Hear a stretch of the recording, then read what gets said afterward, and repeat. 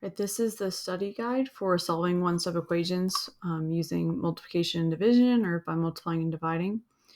So the multiplication property of equality is if you multiply both sides of an equation by the same value, the result is an equivalent equation. And for the division property of equality, if you divide both sides of an equation by the same non-value 0, the result is an equivalent equation. So the division property is just saying that if you divide it by the same number, it can't be 0 for your number. So equivalent means equal, so that just means when we do the inverse operation, the equations are still equal to each other. So for example, if we have this 4x equals 48, remember that when you have a coefficient, that number right in front of the variable, that means to multiply. So this is really 4 times x equals 48. So to undo or get rid of multiplication, we would divide. So we would do 4 divided by 4, and that cancels out. And then we would have x left by itself.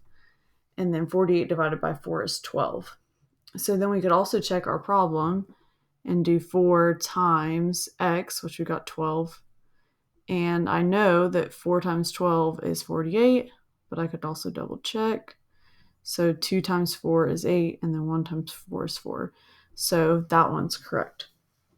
The second one is showing division. A lot of students think that this means a fraction, and it does, but also remember that the line is showing division. So when we have division, the inverse operation, the opposite operation is multiplication. So I would multiply both sides by 3. So I've got x divided by 3 equals 18. And now we're multiplying both sides by 3. And if you think about it, if you divide a number by 3 and then multiply it by 3, you'll get the same number. You'll go back to your original number. And then 18 times 3, so 8 times 3 is 4. 1 times 3 is 3, plus 2 is 5. So I would be left with x on one side, and then equals 54. And again, we could double check that by substituting in 54 for x. So I would do 54 divided by 3. And 3 goes into 5 one time. And then I would subtract and get 2. And then 3 goes into 24 8 times. So I just checked that when I do 54 divided by 3, I do get 18 as my answer. All right, so here are some other examples that are worked out for us. So we have a negative on this one, negative 2y equals 18. And so since we have multiplication, what we're going to do is division. So we want to get rid of the coefficient, which is negative 2. So we divide both sides by negative 2, and we get y is equal to negative 9. And then we can also check it by doing negative 2 times negative 9, and we get a positive 18. So this is called substituting or replacing the variable with the answer that we get for the variable to check our work. For the next one, you've got division again. So x divided by 2 equals 14. So we would want to multiply both sides by 2 because multiplication is the inverse operation of division. And then after that, we would get 28 as our answer, and we could check and make sure that 28 divided by 2 is 14. So again, remember that line. It kind of looks like a fraction, but it means to divide. So if you want to pause the recording, I'm going to go through the independent practice so that way you can check your work. All right, so for this first problem, we have k over 4 equals 24. So remember, this means division. So to undo division, I'm going to multiply because it's the opposite or inverse operation. So since we're dividing by 4, I'm going to do the opposite of dividing by 4, and I'm going to multiply by 4. So that cancels out, and then I would do 24 times 4. So 24 times 4, 4 times 4 is 16. And then 2 times 4 is 8, plus 1 is 9. So for the first one, you should have got k equals 96 as your answer. And again, we could check that. We could take out k or substitute in 96 for k. I would do 96 divided by 4. 4 goes into 96 2 times.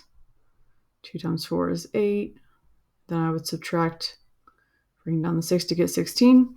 And then 16 goes, or 4 goes into 16 4 times. Then I'd have a remainder of 0. So I just proved that 96 divided by 4 equals 24. All right, the next one is 5y equals 35. So remember, when you have a number and a letter or a coefficient and a variable right next to each other, that's showing multiplication. So the inverse operation of multiplication is division. So I've got 5y equals 35, and I want to do the opposite operation, so I'm going to divide. This is how I show division, is I put a line and then I put my number. If you look right here, 5 divided by 5, if you think about that, that's 1. So that's why that cancels out, because when you have a 1 in front of the variable, it's usually kind of like invisible.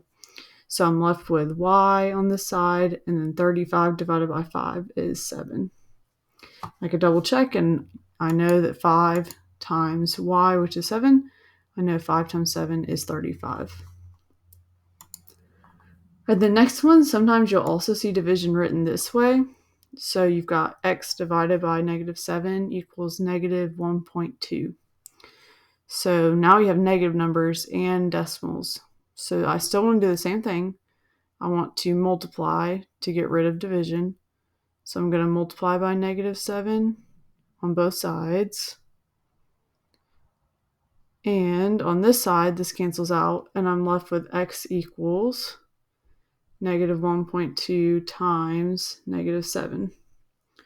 So I would do 1.2 times 7, and 2 times 7 is 14. And 1 times 7 is 7, plus 1 is 8. And then don't forget, you also need to put your decimal back in. So since it is over one place in the problem, you would put it over one place in your answer. And you would get 8.4. And then remember that since I was multiplying two negative numbers, a negative times a negative is a positive. So I would get positive, let me rewrite this with the same color. I would get positive 8.4 as my answer. And then the last one, remember sometimes the problems can almost be written backwards. So you've got 48 equals 8w. So again, it's multiplication. So I would undo it with division like this. The 2 8's cancel out, and I'm left with 48 divided by 8 equals w. And I know, because of my multiplication facts, that 48 divided by 8 is 6. And so 6 equals w. Or you could write w equals 6.